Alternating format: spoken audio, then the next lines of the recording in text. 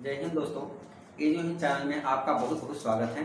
दोस्तों, आज हम भारतीय संविधान का एक बहुत ही महत्वपूर्ण टॉपिक पढ़ने वाले हैं। तो आप सभी को यह पता होगा कि हमारा भारत देश जो है एक स्वतंत्र देश है और इस स्वतंत्र देश का एक राष्ट्रपति होता है।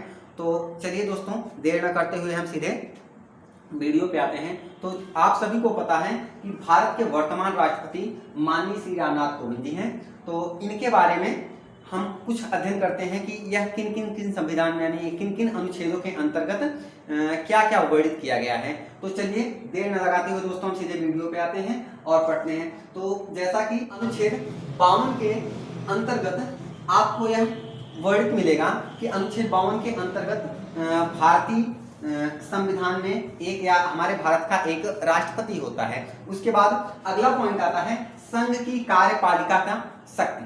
संघ की कार्यपालिका का शक्ति यह अनुच्छेद 53 के अंतर्गत वर्णित किया गया है। यानी अनुच्छेद 53 के अंतर्गत संघ की कार्यपालिका की शक्ति के बारे में अध्ययन किया गया है। उसके बाद तीसरे नंबर पे आता है राष्ट्रपति का निर्वाचन। यानी राष्ट्रपति का निर्वाचन किस प्रकार से होता है, यह किस अनुच्छेद के अंतर्गत निहित है या वर्णित है। तो अनुच्छेद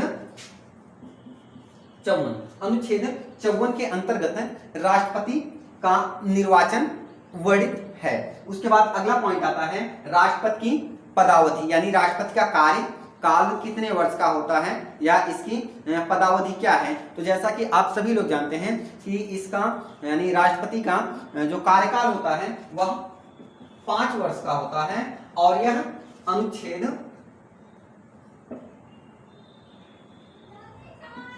56 के अंतर्गत वर्णित है।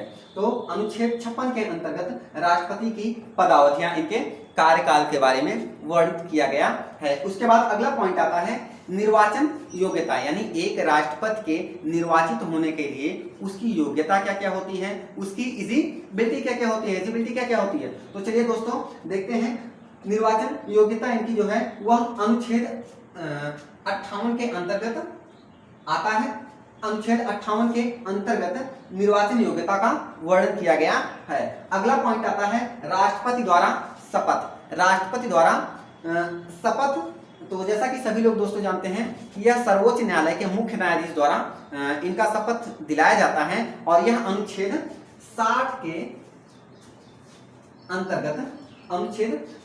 अंतर्गत यह वर्णित किया गया है कि राष्ट्रपति को जो शपथ दिलाया जाता है सर्वोच्च न्यायालय के मुख्य न्यायाधीश द्वारा जो शपथ दिलाया जाता है वह अनुच्छेद 60 के अंतर्गत क्या है, वर्णित है। अगला पॉइंट आता है राष्ट्रपति पर महाभियोग चलाने की प्रक्रिया। अगला पॉइंट है राष्ट्रपति पर महाभियोग चलाने की प्रक्रिया। तो दोस्तों यह अनुच्छेद 61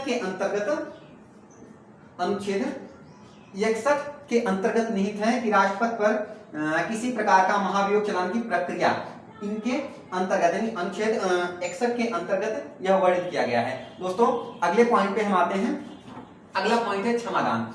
जैसा कि जानते हैं आप लोग कि यदि किसी मुलजिम को या किसी कैदी को अगर मृत्यु दंड की सजा सुनाई जाती है तो पूरे भारत में सिर्फ एक ही व्यक्ति होता है जो राष्ट्रपति होता है, उसको क्षमादान की स्वीकृति प्रदान की जाती है और वह अनुच्छेद